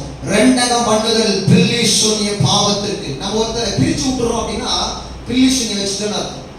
நம்ம சபையில வரவங்களோட கூட நீங்க பேசும்போது கவனமா பேசணும். உங்க வார்த்தை மற்றவங்களை பிரிக்குதுன்னா நீங்க பில்லி சூனிய வைக்கிறீங்கன்னு அர்த்தம். ஆண்டவரே நான் என்ன பாவம் பண்ணிட்டேன் அப்படின்னு நினைக்காத. நீங்க சொல்ற வார்த்தை ஜனங்கள் சபையோடு தாக்கு பிடிச்சு நிற்கும். நீங்க உங்க சொல்ற வார்த்தைகள் சபையை விட்டு ஜனம் ஓடி போயிடக்கூடாது. அல்லேலூயா. ரெண்டாவது பண்ணுதல் பில்லி சூனிய பாவத்துக்கும், நான் இப்படிதான், நான் இப்படி இருக்கிறேன் அதனால அப்படி இருப்பேன் அப்படின்னு முரட்டாட்டம், அதுக்கு பேரு தான். அப்ப முரட்டாட்டம் பண்ணுதல் விக்கிரக ஆராதனைக்கு சரியா இருக்கு. நீங்க முரட்டாட்டம் பண்ணிட்டே இருக்குன்னா எத்தனை வருஷம் முரட்டாட்டம் பண்ணீங்க அத்தனை வருஷம் நீங்க விக்கிரகத்தை ஆராதித்துக் கொண்டிருந்தா அர்த்தம். அப்படிதான் நடப்பேன், நான் இதனாலதான் அப்படி இருப்பேன், இல்ல இதுதான் என் வாழ்க்கை, நான் இப்படிதான் இருப்பேன், நான் இப்ப இப்படி இருக்கிறேன், இப்படிதான் நடந்து கொள்வேன். அப்ப நீ முரட்டாட்டம் பண்ற அப்படின்னா விக்கிரக ஆராதனை செய்து கொண்டிருக்கிறாய் இந்த அர்த்தம். அல்லேலூயா. பிள்ளைகள் கவனிக்கணும். முரட்டாட்டம் பண்ணுவதை கர்த்தருடைய நீங்க என்னதான் ஜெபம் பண்ணாலும் கர்த்தர் நீ முரட்டாட்டம் பண்ற விக்கிரக ஆராதனை பண்ணிட்டு என்ன வந்து ஆராதிக்கிறார் ஆண்டவர் அங்கீகரிப்பாரா? பேய்களின் பாத்திரத்திலும் கர்த்தருடைய பாத்திரத்திலும் பங்கு இல்லை என்று கர்த்தர் சொல்லி ஏதாவது ஒண்ணு வச்சுக்கோ. ரெண்டுத்தையும் பிடிச்சிட்டு அலையாது. முரட்டாட்டம் பண்ணா நீ விக்கிரகத்தை ஆராதிக்கிறேன்னு அர்த்தம். நான் இப்படிதான், நான் அது கரெக்ட், நான் இப்படி இருக்கிறேன், நான் அப்படிதான் செய்வேன், அதுதான் கரெக்ட், நான் ஏன் உங்களுக்கு செய்ய கொடுக்கணும். நம்ம கர்த்தருடைய ஊழியக்காரன் நம்ம எப்பவுமே சுயநலம் கூட ஒன்றும் பேசுறது இல்லை. யாரா இருந்தாலும் சரி. ஒரு பாப்பா கிட்ட சொன்னேன், ஒரு பாப்பா பேசிச்சு ஒரு காலத்துல. நான் சொன்னேன், எம்மா நீ ஃபாஸ்டிங் இருக்கிறப்படியம்மா கம்பெனி வேலைக்கு போறிய, எதுக்குமா நீ ஃபாஸ்டிங் இருக்கிற அப்படின்னு கேட்டேன். நான் வந்து கம்பெனிக்கு போறிய, டயர்டாகி விழுந்துட்டு மயக்கத்தில் விழுந்து போற, வாய்ப்பு முன்னாகிற, நீ விழுந்துட்டு போற அப்படின்னு. உடனே நீங்க என்ன சொல்றீங்க, நான் ஃபாஸ்டிங் இருக்கக்கூடாது நீ சொல்றீங்களே அப்படி சொல்லவே இல்லை. நீ ஃபாஸ்ட் அப்போ காடு வயசாச்சு அந்த பாப்பா. நான் கொஸ்டின் கேட்ட பாப்பா நீ எவ்வளோ நேரம் ஜோமான பாப்பா இங்கே இருந்து ஜபமே பண்ணல. அப்போ நீ ஃபுல்லா பட்னியாக தான் இருந்திருக்க, தேவ சமூகத்தில் ஒரு நாள் இருக்க முடியும். ஒரு நாள் லீவு போடு, இல்லை ஒரு ராத்திரி நேரத்தில் உபவாசம் முடிந்து ஜோம் பண்ணிட்டு காலையில் எழுந்து சாப்பிட்டு சந்தோஷமா வேலைக்கு போ. ஊழியக்காரன் அற்பமா நினைக்கிறது. நம்ம நினைக்கிறோம் ஊழியக்காரங்கன்னா அப்படி பகிரங்கமான பில்டப்பா அப்படிலாம் இல்லை. ஊழியக்காரங்க ஒட்டகமை உடை தெரிந்து கொண்டு கூட இருப்பார் தீர்க்கதரிசி. அல்லேலூயா, அல்லேலூயா. ஒட்டகமை உடை தெரிந்து கொண்டே இருப்பாங்க ஊழியக்காரங்க, அப்படி கூட இருப்பாங்க. ஆமென், அல்லேலூயா. ஒரு நாள் நம்ம கர்த்தர் மாற்றுவார். ஆமென். அவரவர் அழைப்புக்கு ஏற்றாற்போல் அவரவர் போகிறார்கள், அவ்வளவுதான். ஆனா நாம என்ன பண்றது இல்லை. தேவன் நம்மோடு பேசின வார்த்தைகளுக்கு நாம் சொல்லிக் கொடுக்கிறது, தேவன் நம்மோடு பேசினவைகளுக்காக நாம் ஊக்கமாக ஜெபிக்கிறது. மனுஷனும் கர்த்தர் மனுஷனை செம்மையாக உண்டாக்கினான். ஆனா அவன் அநேக உபாய தந்திரங்களினாலே தன்னை கெடுத்துக் கொண்டான் என்று வேதமே சொல்லுது. மனுஷன் என்ன பண்ணானா, அநேக விஷயங்களை கர்த்தர் அவனுக்காக உருவாக்கினான், நல்ல செம்மையா உண்டாக்குனான். ஆனா அவன் என்ன பண்ணானா, அநேக உபாய தந்திரங்களினாலே தன்னை தானே கெடுத்துக் கொண்டான் என்று வேதமே சொல்லுது. சிந்தித்து பாருங்க தேவ பிள்ளைகளை. நீங்க உங்களை கெடுத்துக்கிட்டு இருக்கீங்களா? இந்த தேவனுடைய வார்த்தைக்கு கீழ்ப்படுங்க. முரட்டாட்டம் பண்றீங்களா? விட்டுருங்க அந்த பாவத்தை. பாவத்தோட பாவத்தை கூட்டாதீங்க. நம்ம நினைக்கிறோம் விபச்சாரம் பண்ணாதான் பாவம், வேசித்தனம் பண்ணாதான் பாவம், அதை பண்ணாதான் பாவம். இதுவும் பாவம். வேதம் தான் சொல்லுது. கர்த்தருக்கு பிரியம் இல்லாத பின்னாடி போய் அது பாவம். கர்த்தர் சொல்லி கேட்காம நடக்கிறே அது பாவம். அதை சொல்லும் போது சொல்லுகிறவர்களை எதிர்த்து பேசுறே அது பாவம். அவரை போய் இக்னோர் பண்றே அது பாவம். லிஸ்ட் போடுங்க, எத்தனை நாள் உங்க பாவத்தின் விளைவுகள் அதிகமா இருந்தது. ஒரு வேர்டு செய்யாதுன்னு செய்யாத. நீ கர்த்தர் கரத்துல இருக்கிறனா பாஸ்டர் இந்த வார்த்தையை சொல்றாரு செய்யாத. நான் ரைட்டும் காண்பிக்கிறது நீ செஞ்சு காட்டாத. நீ அது உள்ள போய் வந்து அந்த ரைட்டும் காண்பிக்கிறதுக்கு வர போகாம இருக்கிறது நல்லது இல்லையா? என்ன சொல்றது? அல்லேலூயா, அல்லேலூயா. நீ ஒண்ணு செஞ்சு நான் நல்லவன் ப்ரூவ் பண்றதுக்காக நீங்க ஒன்னும் நியாயமா பேச வேண்டியது. கர்த்தர் சொல்றாரு, ஆனா கர்த்தரோட நீங்க நீதிமான்களா, கர்த்தரோட நீங்க ரொம்ப உத்தமர்களா? கர்த்தருடைய வழி, அவர் நமக்கு வழிகளை போதிக்கிறார். டிசைன் பண்ணியிருக்காரு. நான் ஒரு பிளான் வச்சு, ஒரு ஆர்கிடெக்ட் மாதிரி, ஆர்கிடெக்ட் இன்ஜினியரிங் மாதிரி உன் லைஃபை கொடுத்து நான் இப்போ ஒரு திட்டம் வச்சு, குடும்பத்தை கொடுத்து, ஒரு பிள்ளைகளை கொடுத்து, உன் கணவனை குறித்து, இன்னைக்கு உன் நிலைமை கீழே விழுந்து போன நிலைமை இருக்குது. சிறியவராக இருக்கிற, குப்பையில் இருக்கிற, மனுஷனுடைய பார்வையில் நீ சிறியவராக இருக்கிற, ஜனங்களுக்குள்ள நீ ரொம்ப சின்ன ஆளு எனக்கு தெரியும். ஆனா உன்னை குறித்து என்னோட ஒரு பெரிய திட்டம் இருக்குது. நான் ஒரு சின்ன கோர்வர்ட் மட்டும் சொல்றேன், வா. இயேசு கிறிஸ்து அற்புதம் செய்தார். முதல் அற்புதம் எங்க செஞ்சார் சொல்லுங்க? எந்த இடத்துல அற்புதம் செஞ்சார்? சத்தமா? திருமண வீட்டுல. பைபிள் இல்ல, நம்ம இருதயத்துல பைபிள் இல்ல, கர்த்தருடைய வார்த்தை இல்ல. உங்களால நீங்க என்ன பைபிள் படிச்சு நீ படிக்கிறீங்க, இருதயத்தை தண்டனை வச்சுக்கோங்களேன். இப்போ ஒரு பாத்திரத்துல தண்ணி இருக்குது, இல்ல வேற ஏதோ திண்மமான பொருள், ஒரு அரிசி ஏதோ ஒரு பாத்திரத்துல இருந்து வச்சுக்கோங்க. அது கூட தண்ணி ஊத்திக்கிட்டே இருக்கா என்ன ஆகும்? தண்ணி தான் அதிகமா வெளியே போகும். ஒரு குறிப்பிட்ட அளவு தண்ணி தங்கிடும், மீறி வெளியே போயிட்டே இருக்கும். இன்னும் நீ போர்ஸா தண்ணி ஊத்திட்டே இருக்கும். அதுக்கு அரிசி எவ்வளவு கொஞ்சமா வெளியே போகும். அப்பதான் அப்போ இருதயம் வேற ஏதோ விஷயங்களால நிறைந்து இருக்கிறதுனால தான் தேவனுடைய வார்த்தை உங்க மனசுல தங்கல. தேவனுடைய வார்த்தை நம்மளால செவி கொடுக்க முடியும். ஏன் செவி கொடுக்கணும் தெரியுமா? வசனம் சொல்லுகிறது, அவர் நம்மை ஆசீர்வதிக்க விரும்புகிறார். கீழ் பலத்த கைக்குள் அடங்கி 1 பேதுரு 5 அதிகாரத்தில் 6 வசனத்தில்